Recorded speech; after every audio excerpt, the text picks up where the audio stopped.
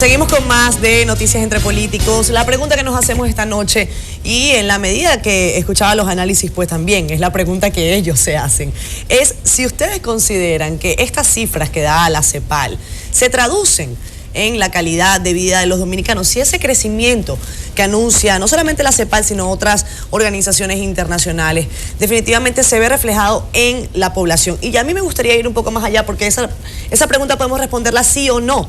La pregunta es cómo hacer o por dónde empezar con el panorama que tenemos actualmente. Hoy veía una noticia internacional, ya que estamos hablando de economía, interesante. Estados Unidos va a empezar a exportar su petróleo. Eso significa que también el petróleo puede seguir ese descenso. El petróleo venezolano hoy rompió la barrera a los 30, ya está en $29. Entonces, a lo mejor eso la gente insiste, el tema del combustible en la República Dominicana, ¿qué ha pasado con el pacto eléctrico? ¿Cómo la gente puede ver ese crecimiento que suena muy bien, 6.6% en su bolsillo todos los meses?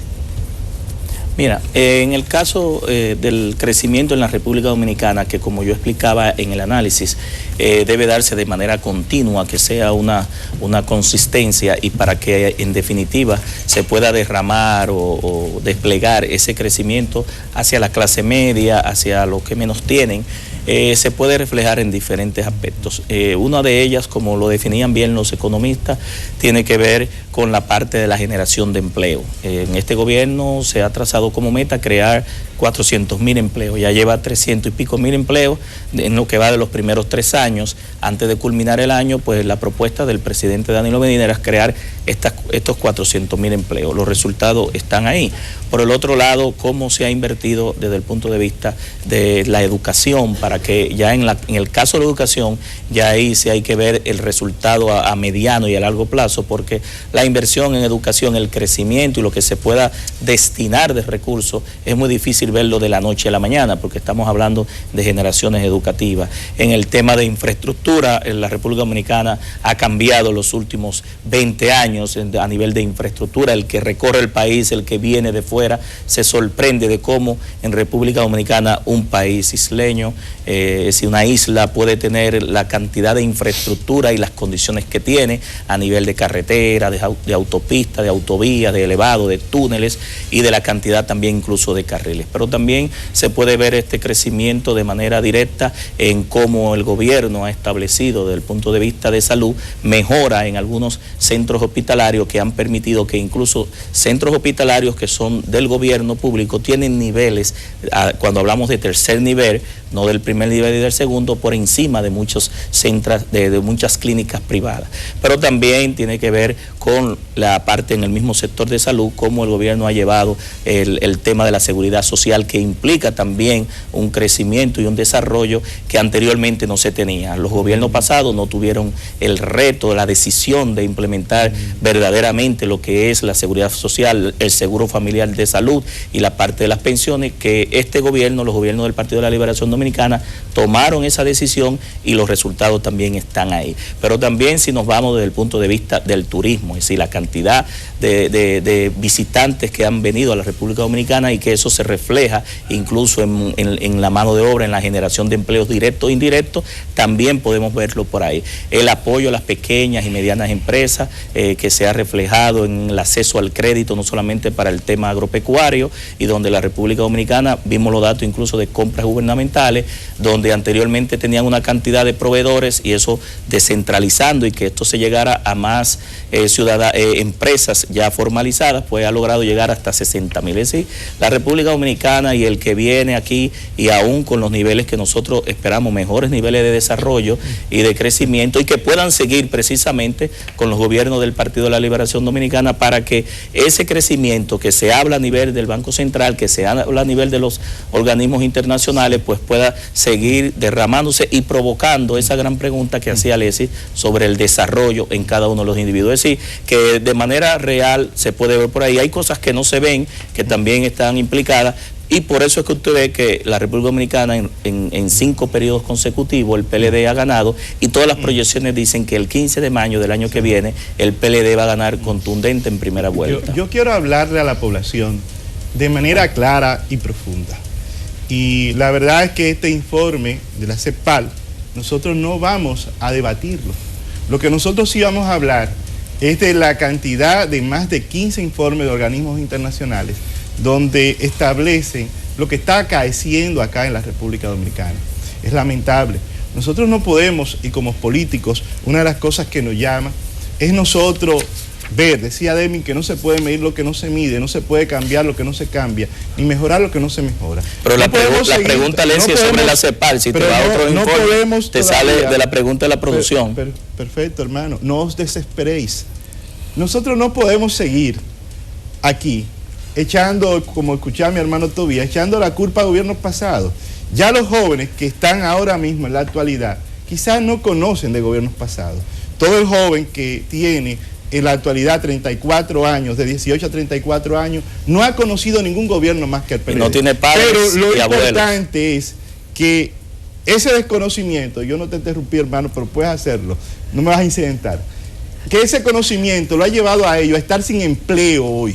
Hoy nosotros tenemos a ese círculo de jóvenes entre 18 a 34 años, y ojalá que Tobías vaya allá a ofrecerle empleo a los que no tienen, pueden ir a la casa de él, entre 18 a 34 años que no tienen oportunidades, que no tienen empleo, y que inclusive tenemos 800,000 ninis que ni estudian ni trabajan. Y lo peor es todavía que cuando estudian no saben para qué estudian, porque tenemos la peor calidad de empleo.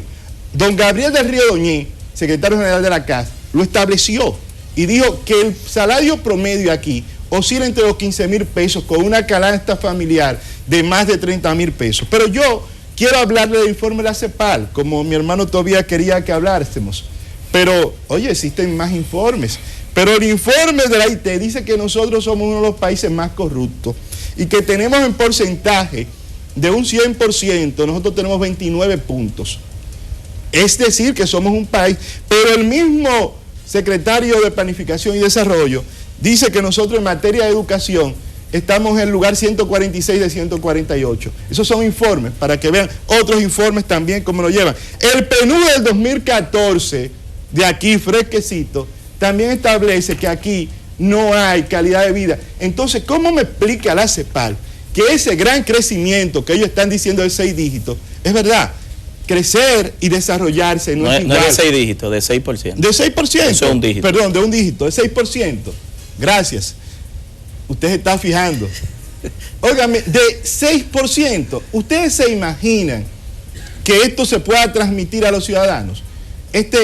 Tenemos que, lamentablemente, caer en la situación de que este gobierno ha sido infausto para transmitir el desarrollo a la población y crear desarrollo, crear oportunidades, crear empleo. No es verdad. A mí, ni la CEPAL, ni ningún organismo internacional me puede hablar de desarrollo. Quizá pueda hablar de un crecimiento ficticio, que es lo que se está viendo. Porque si aquí ponen lo que el gobierno le entra y percibe de la minería, podríamos decir que hay crecimiento. Pero ese crecimiento, ustedes saben en qué lo gastan algunos políticos de nosotros, o los políticos del gobierno, donde hasta una gran legisladora se atrevió a decir que la oposición no podía salir a la campaña porque no tenía dinero. Es decir, que aquí lo importante de los políticos es tener dinero. Y esto no puede pasar, porque lo que está pasando hoy, amigos míos, no puede seguir pasando en la República Dominicana. Tenemos que cambiar esta situación. Yo, ese informe de la CEPAL, hago mis observaciones, pero no es verdad que hay desarrollo. No es verdad que los dominicanos y las dominicanas han visto mejorar su situación. Que las personas de clase media, lo que está pasando con ellos es que están empeorando cada día más. Y como decía quizá el secretario de Planificación, la clase media está desapareciendo, es verdad. Ya no hay clase media. Él quería decir que todos eran ricos, pero es que todos se están convirtiendo en pobres. Bueno, y eso sí es lamentable. Bueno, lo que sí vemos es que, bueno o malo, los organismos internacionales dan informes y esos informes tienen pues incidencia en las áreas. ¿Por qué? Porque de una forma u otra los países que pertenecemos a esos organismos internacionales pues acumulamos precisamente el compromiso o acumulamos la experiencia y los procesos que nos dan esas investigaciones y el compromiso, por ende, de respetarlo para mejorarlos, por supuesto, siempre. República Dominicana presenta un crecimiento de un 6.6. Pero ¿qué necesitamos nosotros como Estado, como país, para que ese crecimiento sostenido en que ha enrumbado nuestro país, nuestro Estado en de las últimas décadas, se vea reflejado precisamente en una mejor calidad de vida? Bueno, mira, lo primero es que necesitamos asociar el crecimiento económico no al dinero que usted puede ahorrar, sino al dinero que usted puede invertir para producir, para ser parte del aparato productivo nacional. Y hay algo que va muy ligado al crecimiento económico para que se transmita en eso, y es la producción. ¿Cuál es el nivel y cuál es la estructura de productividad que tiene el país para que nuestra economía siga manteniendo este crecimiento, pero sobre todo para que ese crecimiento vaya pues a ser sentido en los bolsillos de los dominicanos y las dominicanas? Y para esto, ¿qué tenemos que mejorar? El mercado de trabajo. Es esencial mejorar los mercados de trabajo. Y para mejorar los mercados de trabajo tenemos que pensar en cuáles son las ramas que son factores esenciales en la productividad nacional. Y tenemos que irnos a la rama de la industria. O sea, nosotros necesitamos mejorar nuestra industria. ¿Cómo se están manejando todo el tema de la industrialización en República Dominicana frente al mercado laboral, al mercado de trabajo, pero también frente a la competitividad? Tenemos que irnos pues también al mercado de la producción agrícola. Cómo se están produciendo nuestros rubros agrícolas y cómo se están mercadeando para la venta interna, para el consumo nacional, pero también para las exportaciones. ¿Está República Dominicana logrando nuevos comercios o siguen siendo los propios productores que tienen que ir a otras tierras a buscar mercado y dónde poner sus productos nacionales? Pero también tenemos que ir al tema de la banca. ¿Cómo se está manejando el tema de la banca para el financiamiento en todo lo que es el engranaje del sistema de producción dominicana?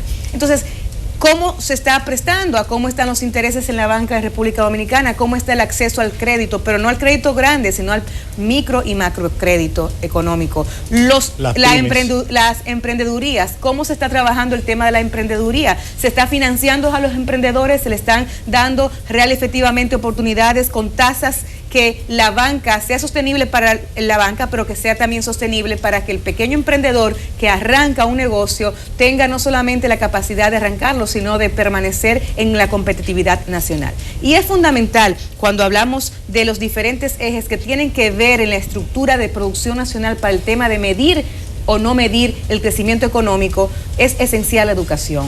Los países tenemos que replantearnos cómo estamos educando a nuestros hijos e hijas. ¿Seguimos educando niños y niñas para que vayan a buscar empleo o estamos educando a los niños para que sean emprendedores, para que monten sus propios negocios, para que tengan la idea de cómo manejar sus propias economías? Creo que la educación es fundamental y es la base para que toda esta estructura de la producción sea sostenible en el tiempo, pero sobre todo pueda llevar mejoría. Y usted me dice, Janet, pero todo ese sistema que tú hablas de las industrias, que tú hablas de la banca, que tú hablas de la producción agrícola, del turismo, que es otro rubro importante, y no puedo dejar las remesas, que para nuestro país el Producto Interno Bruto tiene una importancia vital, el tema de las remesas de nuestros dominicanos en el exterior. ¿Cómo se transmite eso en bienestar para los demás? Con políticas públicas. El tema son las políticas públicas. Y las políticas públicas, escúchame Alexi, en los últimos años, diríamos que en los últimos 30 años que yo he tenido un ejercicio político activo, han sido asistencialistas.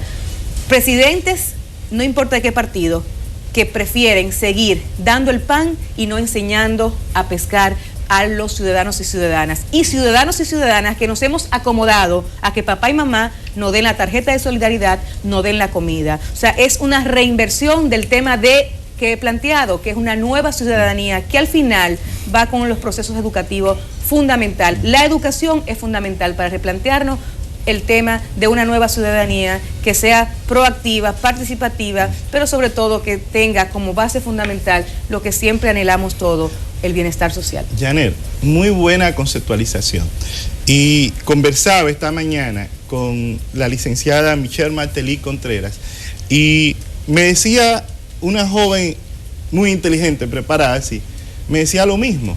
Casi siempre esta economía de nosotros, cuando se mide en qué está creciendo, a veces se mide en el parque vehicular, en los carros de lujo que pueden entrar acá a la República Dominicana, se mide en el tema de las bebidas alcohólicas, ahora se mide en el tema de la minería.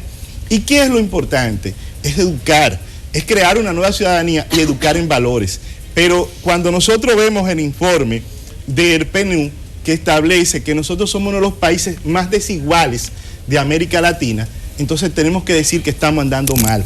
Pero también cuando vemos que estamos en el lugar número 46 de 48 países en el tema de educación, vemos que ese punto que tú tratabas, Yané, estamos muy mal. Y esas son de las cosas que nosotros tenemos que cambiar. Y no la vamos a cambiar diciendo que hace 16 años, hace 20 años, no. A cada uno de los políticos que está asumiendo una responsabilidad tiene que cumplir con su función. Los ministros no son voceros. Los ministros son para ejecutar y para buscar soluciones. Por eso vimos el tema que pasó acá con el tema del dengue. Vemos casos en materia de salud que todavía nosotros no hemos podido pasar. Miren, nosotros queremos indicar que lo que está planteando en la pregunta de la producción es sobre el informe de la CEPAL en el tema del crecimiento económico. Para nadie es un secreto, no porque lo diga el Banco Central, que la economía en la República Dominicana durante un gran periodo de tiempo, precisamente en lo que ha sido gobernado por el PLD, ha estado creciendo de manera consistente durante un 5% promedio, algunas veces ha llegado a un 6% y otras ha llegado a un 7%. No confundamos que hay 35 personas que la economía de ellos creció inmediatamente. Pero no confundamos politizando el tema.